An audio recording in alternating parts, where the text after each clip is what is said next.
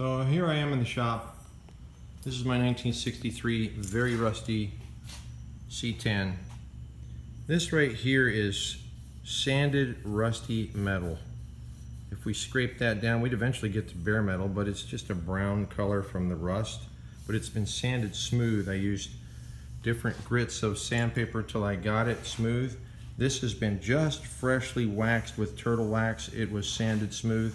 This white dots you see, well, that's some pitting. Unfortunately, my truck had pitting in that area where somebody laid something on the hood prior to when I got it.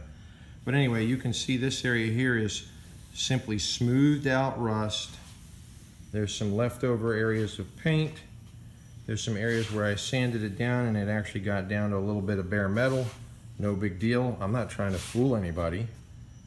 But it shines, it's smooth. I think it looks pretty neat, but it's not going to be what everybody wants.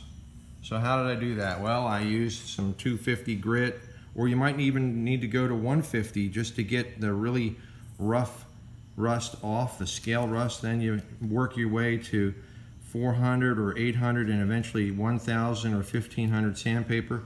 Then I used some rubbing compound. Then I used Meguiar's Ultra Cut compound. This stuff's like expensive. It's like $25 a bottle, so you got to kind of choose what you want to spend your money on. But this is supposed to really cut down and really get aggressive as far as compound goes. And then finally what you see is turtle wax on top. Now I'm just going to go back under the shop lights and have you look at what it looks like. You'll notice the hood is darker than over here on the cowl corner. That's because it's just freshly waxed.